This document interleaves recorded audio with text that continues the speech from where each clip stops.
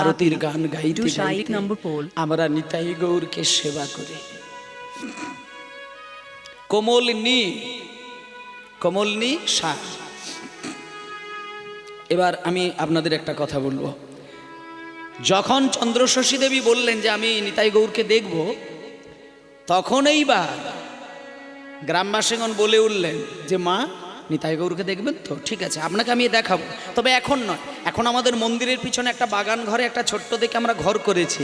কেউ যদি বাইরে থেকে কোনো ভক্ত আসে, তাকে আমরা ওই বাগান ঘরেতে কিছুক্ষণের জন্য বিশ্রাম নিতে দিই, আবার সময় মতো সে চলে যায়।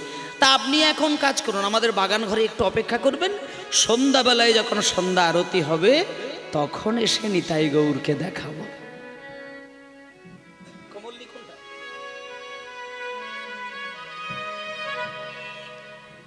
এবার আমি আপনাদের একটা দায়িত্ব দিচ্ছি, যখন নিতাই গৌরের আরতি কীর্তন করব, আপনারা কিন্তু একটু উলুধ্বনি, হরিধ্বনি, শঙ্খধ্বনি, জয়ধ্বনি করবেন। সাগনা থাকলে উলুধ্বনি দেবেন, নয়তো হরিধ্বনি দেবেন। কারণ এই যে আরতি কীর্তনটা কিবা ভালি গোরা চাঁদের আরতি বনি, এটা বিখ্যাত নিতাই গৌরের আরতি কীর্তন। নদিয়ার নবদ্বীপে যখন আরতি কীর্তন হয়, হাজার হাজার মানুষ ক্রন্দন করে এই আরতি দেখার জন্য। কিবা ভালি, আমি যখন এই গানটা গাইবো আরতি, কিন্তু আপনারা কিন্তু উলুধ্বনি হরিধ্বনি দেবেন। কিবা ভালি, বাহ বাহ,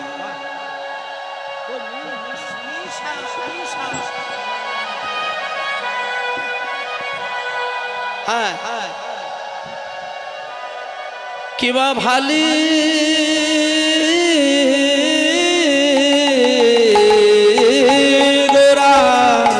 চাঁদের আরতি বনি, হরি হরি বল।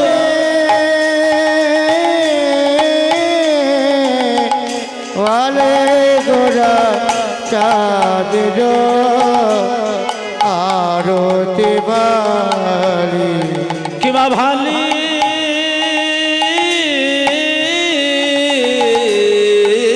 গোরা চাঁদের আরতি, উলুধ্বনি উলুধ্বনি, কিবা ভালে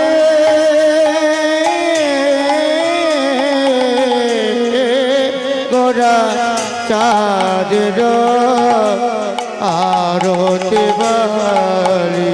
আর মাঝে সংকীর্তনে সমধুর হরি হরি বল।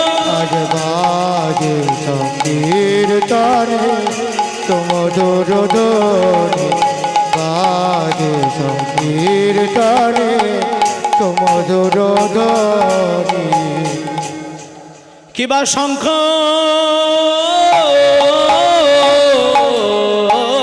বাজে, ঘন্টা বাজে, বাজে করতাল, কিবা শঙ্খ বাজে, ঘন্টা বাজে, বাজে করতাল। আর মধুর মৃদঙ্গ বাজে, শুনিতে রসালো। আর মধুর মৃদঙ্গ বাজে, শুনিতে রসালো। মধুর মৃদঙ্গ বাজে, শুনিতে রসালো। বলি আজ মেনে তারাই বাজে, আজ মেনে তারাই বাজে, জোরে আজ মেনে তারাই বাজে, আজ মেনে তারাই বাজে। ওই ব্রজে যারা বেজেছিল, আজ মেনে তারাই বাজে। যারা বেজেছিল, আজ মেনে তারাই বাজে। ওই ব্রজে যারা বেজেছে, ওই মদন গোপালের আরতি কালে, হরি হরি বল। বেজেছিল, ওই মদন গোপালের আরতি কালে, যারা বেজেছিল, ওই মদন গোপালের আরতি কালে, আজ মেনে তারাই বাজে, বাজে সংকীর্তনে সমধুর ধ্বনি, আজ সংকীর্তনে সমধুর ধ্বনি।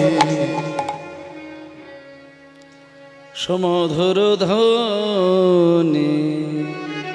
ঠিক আছে, এই তো কোথায় দিয়েছি?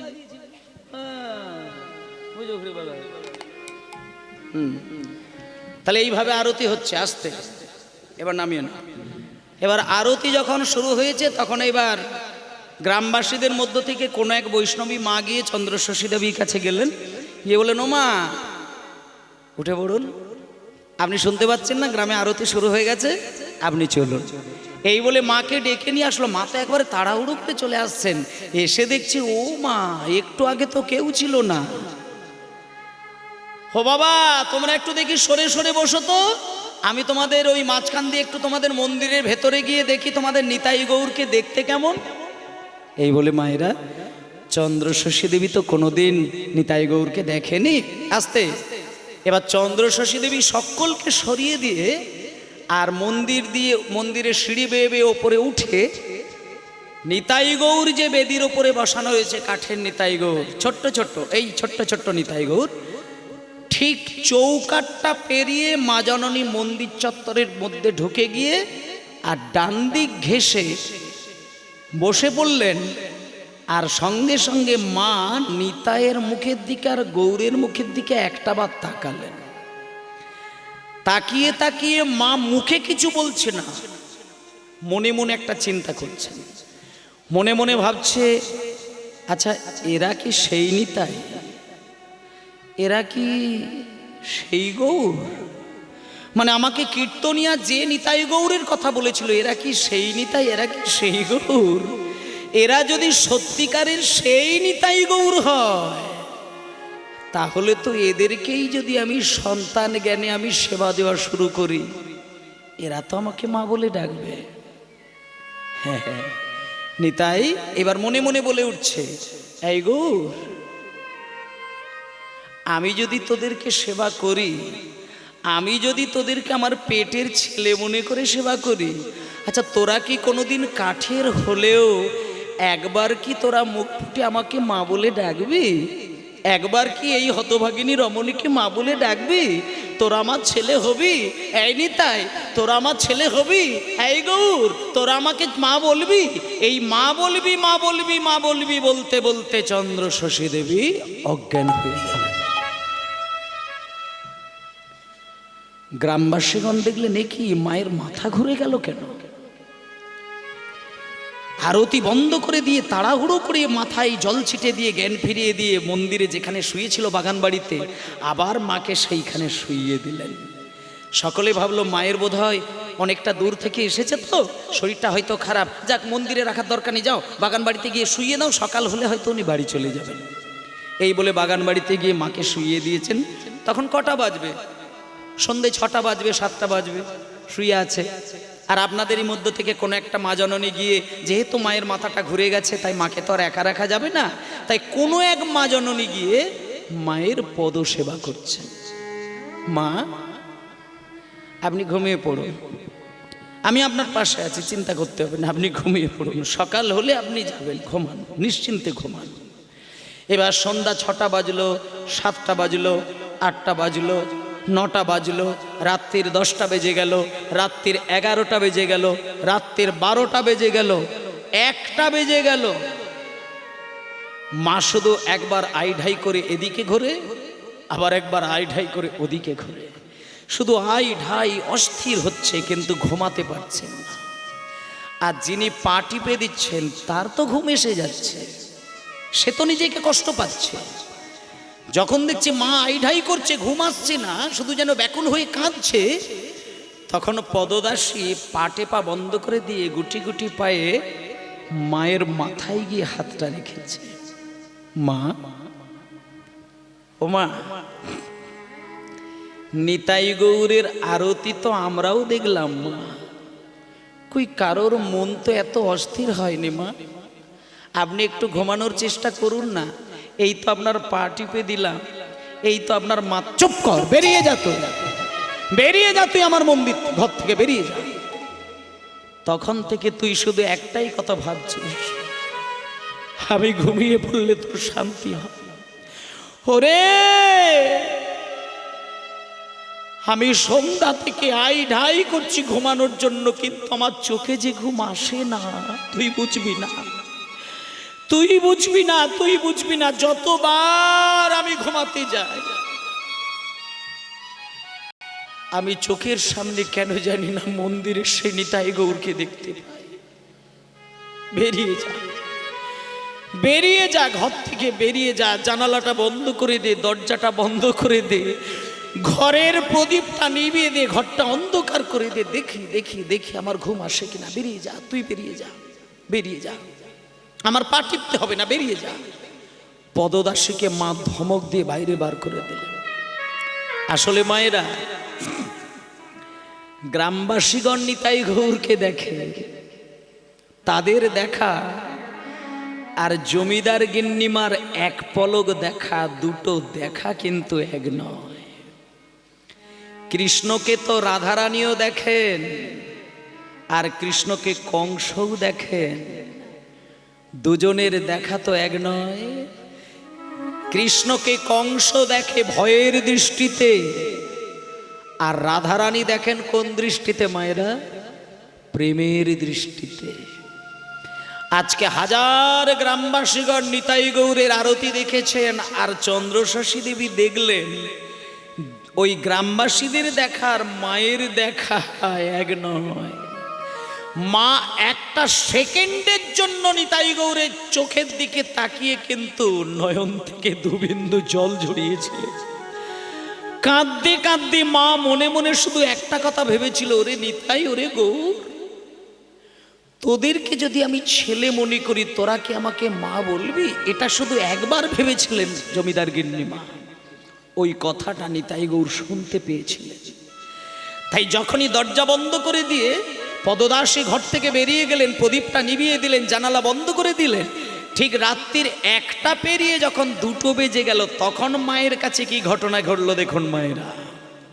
ঠিক 2টো বেজেছে যখন ঘড়িতে, তখন কি ঘটল? কিবা গৌর বারণ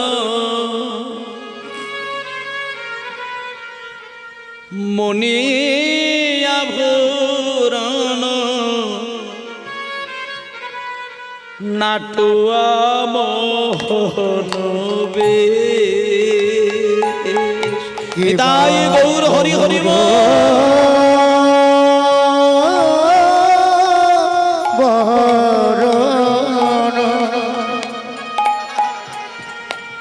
মনে আবরণ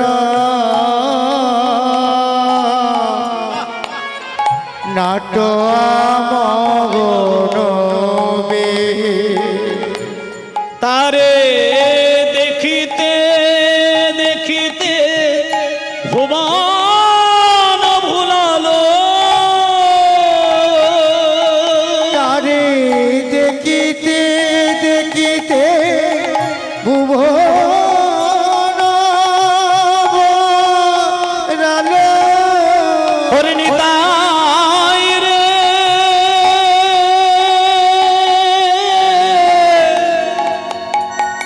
ওরে আমার গগুরে লেগে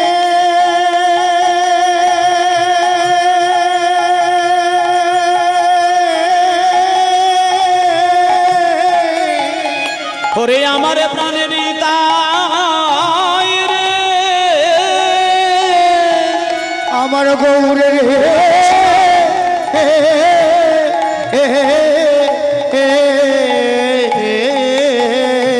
তারে দেখিতে দেখিতে ভুবন ভুলালো, টলল সকল দেশ, টলল সকল দেশ।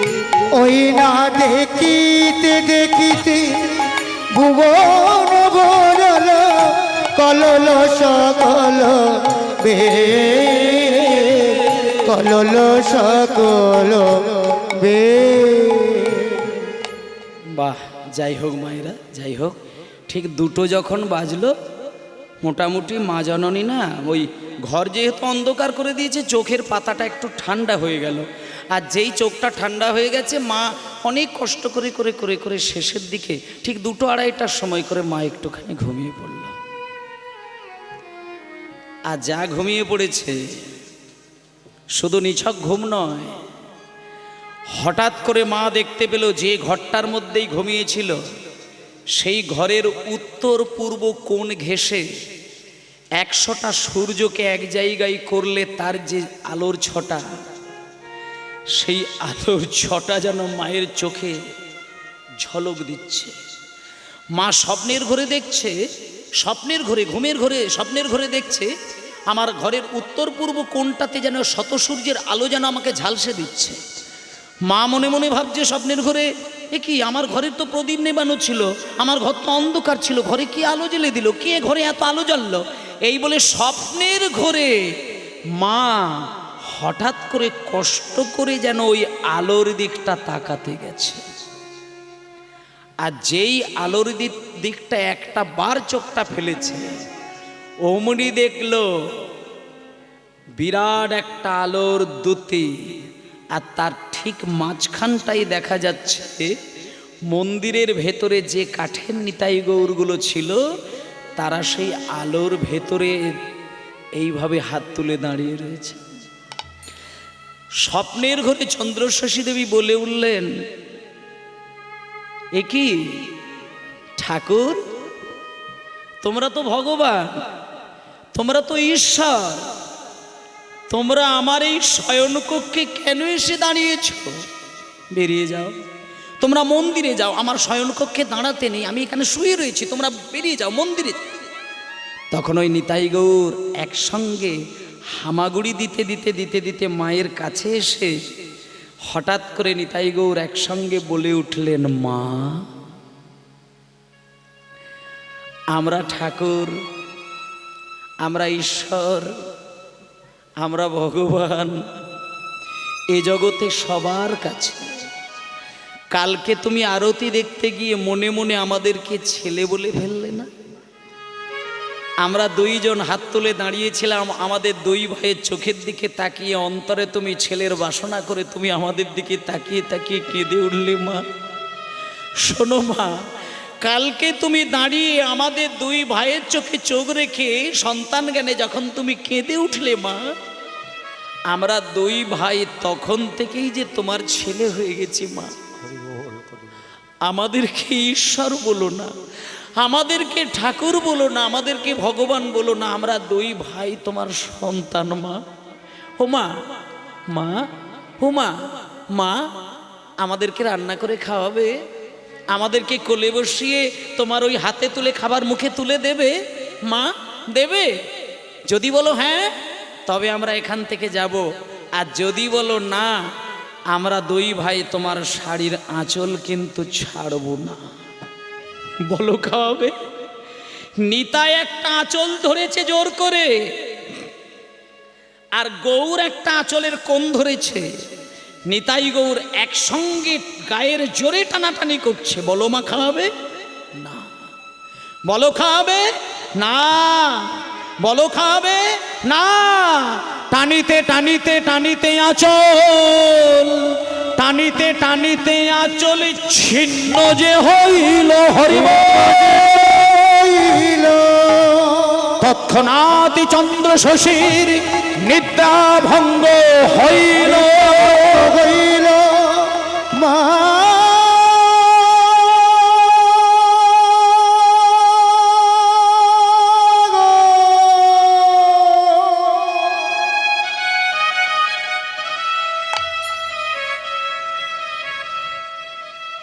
বাবা, জমিদার গিন্নিমা স্বপ্নের, আসতে দাঁড়াও, স্বপ্নের ঘরে দেখলো নিতাই যেন তার শাড়ির আঁচলের একটা কোণ ধরে খুব টানাটানি করছে, আর গৌর যেন একটা শাড়ির আঁচল ধরে খুব টানাটানি করছে। দুই ভাই দুদিক থেকে টানাটানি করছে। সে বলল বলো খাওয়াবে, আমি বললাম না। এই না হ্যাঁ, না হ্যাঁ বলতে বলতে বলতে বলতে দুম করে শাড়ির দুখানা কোণ যেন ছিঁড়ে তাদের হাতে চলে গেল। আর যেই দুম করে ছিঁড়ে গেল, আচমকা মায়ের ঘুমটা ভেঙে গেল। আচমকা যেই ঘুম ভেঙে গেল, মা এইবার বুঝলো, আচ্ছা তার মানে আমি এতক্ষণ স্বপ্ন দেখছিলাম।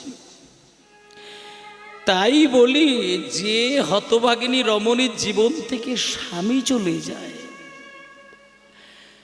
সেই হতভাগিনী রমণীর জীবনে ভগবান হবে ছেলে? হতে পারে না। যে মেয়ে স্বামীকে হারায় সেই মেয়ে নিতাইকে ধরবে, সেই মেয়ে গৌরকে ধরবে, তার জীবনে ভগবান হবে পুত্র, ভগবান হবে ছেলে? হতে পারে না। আমি তার মানে স্বপ্ন দেখছি। যাক, স্বপ্ন যখন ভেঙে গেল আর ওটা নিয়ে না চিন্তা করাই ভালো। আমি বরং একটা কাজ করি, আমি একটু হাতে মুখে জল দিয়ে আর বলরাম বাবাজির সঙ্গে একটু দেখা করে আমি এই গ্রামে থাকতে চাই না। আমি আমার রাজবাড়িতে আমার স্বামীর ঘরেই চলে যাই। এখানে যত বেশি থাকবো নিতাই গৌরকে দেখার ইচ্ছে হবে, আর নিতাই গৌরকে দেখলেই শুধু আমার ছেলে ছেলে বলে কাঁদতে ইচ্ছে করবে, ওরা আমাকে স্বপ্ন দেখাবে, আমি শুধু অস্থির হয়ে যাবো। আমার ভালো লাগছে না, আমি এক্ষুনি বেরিয়ে যাবো, আর আমি থাকবো না। এই বলে চন্দ্রশশী দেবী আমার, এই বলে চন্দ্রশশী দেবী আমার যেই না হাতে মুখে জল দিয়েছে, যেই না হাতে মুখে জল দিয়ে শাড়ির আঁচল দিয়ে বদন মুছতে গেল, যেই না শাড়ির আঁচলখানা ধরে নিয়ে বদন মুছতে গেল, দেখল মায়ের আমার শাড়ির আঁচল কাটায় আছে, আঁচল কাটায় আছে। ও মা, যেই বদনে জল দিয়ে আর শাড়ির আঁচলটা দিয়েই মুখটা মুছতে গেছে, অমনি দেখে কি একই আমার শাড়ির আঁচলের দুদিকে দুটো কোণ ছেঁড়া কেন? হে কি সর্বনাশ! ও, এবার বুঝতে পেরেছি, আসলে পুরানো বাড়ি। আমার মনে হয় আমি ঘুমিয়ে পড়েছিলাম, কোনো পোকা মাকড় বা ইঁদুরই মনে হচ্ছে আঁচলটা কেটে নিয়ে চলে গেল। যাই হোক, আমি কই দেখি তো আমার আঁচলের টুকরোগুলো কোথায়। এই বলে বাড়ির আনাচে কানাচে খাটের তলায় চারিদিকে ঘুরে ফিরে চারিদিক দেখলো, আঁচলের একটা কণা মাত্র মা খুঁজে পেল না। ভাবলো কোনো বিড়ালে কোনো ইঁদুরে হয়তো আঁচলকে মাটির ওই ভেতরে ঢুকিয়ে নিয়ে গেছে। যাই হোক, আমি ওটা নিয়ে আর মাথা খারাপ করব না। আমি বলরাম বাবাজির কাছে দেখা করে আর কৃষ্ণনগরে বেরিয়ে যাব। ওই রাত্রিতেই, তখনও সকাল হয়নি, ঘোর অন্ধকার। কটা বাজে? 2:30 তো বাজে, 2-2:30 বাজে, অন্ধকার। মা একা ঝুপঝুপ করে উঠল। অন্ধকারের মধ্যে ধীরে ধীরে গিয়ে বলরাম বাবাজির দরজার সামনে গেল। বলরাম বাবাজিও তখন অঘরে ঘুমাচ্ছে। বলরাম বাবাজির কাছে গিয়ে দরজায় ধাক্কা দিচ্ছে, বাবাজি মহারাজ, বাবাজি মহারাজ, বাবাজি মহারাজ। কে? বাবাজি মহারাজ, আমি ওই চন্দ্রশশী দেবী। বাবা, একটু দরজাটা খুলুন না। এবার তাড়াহুড়ো করে বলরাম বাবাজি এই দরজাটা খুললো, দেখলো জমিদার গিন্নিমা দাঁড়িয়ে রয়েছে। এ কি মা, আপনি এই এত রাত্রিতে কি ব্যাপার? আপনার কি কোনো অসুবিধে, কোনো বিপদ হলো নাকি? চন্দ্রশশী দেবী বলছে, বাবা আমার কোনো বিপদ নয় বাবা। আমি একটা কথা বলি, আমি না ওই মন্দিরে নিতাই গৌরের আরতিটা খুব প্রাণ ভরে দেখেছিলাম। তারপরে বাগান বাড়িতে গিয়ে আমি ঘুমিয়ে পড়েছিলাম। হঠাৎ করে মাঝরাত্রিটা যখন কেটে ওই ঠিক ওই 1-1:30-2 হয়তো তখন বাজবে, তখন যেন আমি একটু ঘুমিয়েও পড়েছিলাম। আর হঠাৎ স্বপ্নের ঘরে দেখলাম মন্দিরে যে দুটো কাঠের নিতাই গৌর, ওরা যেন আমাকে মা মা বলে বলে আমার একেবারে কোলের কাছে গিয়ে দাঁড়ালো, আর আমার ওই শাড়ির আঁচল ধরে টানাটানি করলো, আর দুম করে আঁচল দুটো ছিঁড়ে গেল, আমার ঘুমটা ভেঙে গেল। আচ্ছা বাবা, বলি কি, এই স্বপ্নটা আমার কোনো দোষের নয় তো?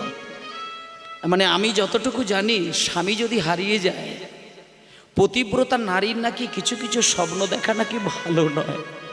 কিছু স্বপ্ন দেখলে নাকি স্বামীর অকল্যাণ হয়। তাই জন্য আমি যে স্বপ্নটা দেখলাম, এটা কি ভালো না এটা খারাপ? তখন বলরাম বাবাজি বলছেন, মা তুমি আসলে অল্প বয়সী মা, তো তুমি আসলে অনেক কিছুই বোঝো না। শোনো মা, নিতাই গৌর হচ্ছে ভগবান, আর তার স্বপ্ন দেখা কোনোদিন খারাপ হতে পারে? চুপ করো, চুপ। যাকে বলেছ বলেছ, আমাকে তুমি বলেছ, কাউকে বলো না। শোনো বাবা, শোনো মা, এই 2-2:30টার সময় তুমি অল্প বয়সী মেয়ে, রাত্রির বেলা অন্ধকারে কোথায় যাবে? তুমি অপেক্ষা করো, একটু পরে আমি মঙ্গল আরতি করব। আমি দরজা খুলবো নিতাই গৌরের। নিতাই গৌরের দরজা খুললেই নিতাই গৌর বেদিতে হাত তুলে দাঁড়িয়ে রয়েছে। সকালবেলা যখন আমি মঙ্গল আরতি করব তুমি নিতাই গৌরকে দেখবে, আর নিতাই গৌরকে দর্শন করে তাদেরকে প্রণাম করে ব্যাস তারপরে তুমি যেখানে খুশি যাও, আর আমি বাধা দেব না। এই বলে বলরাম বাবাজির কথায় জমিদার গিন্নিমা বসে বললেন, কিছুক্ষণ অপেক্ষা করলেন। তারপরে ইতিমধ্যে যখন সকাল হলো, ভোর 3টে বাজলো, 4টে বাজলো, 4:30 বাজলো, 5টা বাজলো, এইবার চন্দ্রশশী দেবীকে সঙ্গে নিয়ে বলরাম বাবাজি মন্দিরে আসছেন। শোনেন মায়েরা, মন্দিরে এসে যখন দরজা খুলতে গেলে,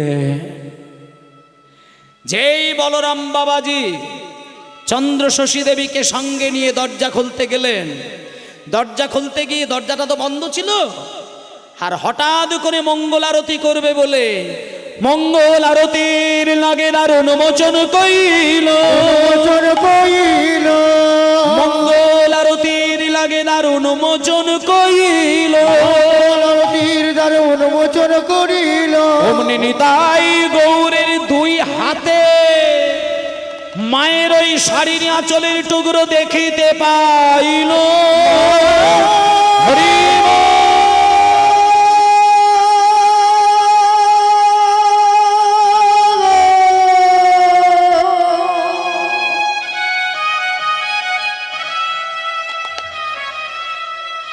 বলে মা গো,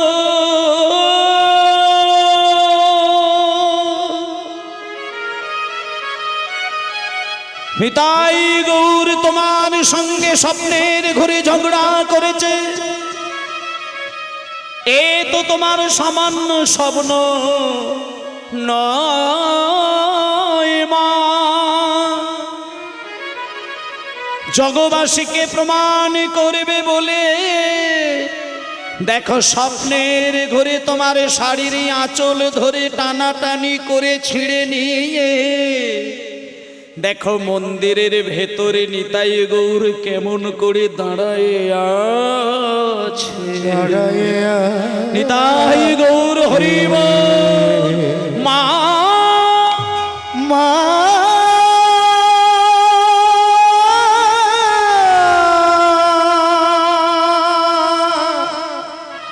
মা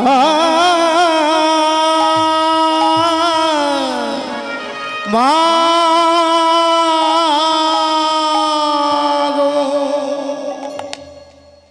মায়েরা, হুমায়েরা,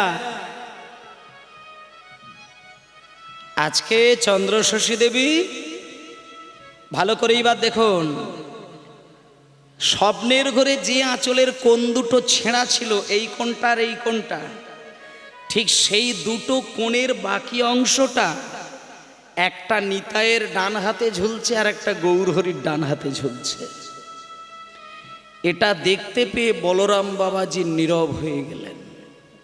বলরাম বাবাজি শুধু জমিদার গিন্নিমাকে একটা প্রশ্ন করলেন, আচ্ছা মা, এই কাঠের নিতাই গৌরের দুটো হাতে যে আঁচলের টুকরো দুটো আমি দেখতে পাচ্ছি, এ টুকরো দুটো কি তোমার শাড়ির আঁচলের টুকরো? চন্দ্রশশী দেবীর মুখে কোনো ভাষা নেই। জমিদার গিন্নিমা শুধু একটা কথা বললেন, বাবা, আমার শাড়ির আঁচলের টুকরো যদি এই দুটোই হবে, কিন্তু এদের হাতে আঁচলের টুকরোগুলো কে দিল? আমি তো স্বপ্নে দেখলাম, এদের হাতে শাড়ির আঁচলে লক্ষ্মী করে। বলরাম বাবাজি বলছে, মা তুমি বুঝতে পারলে না?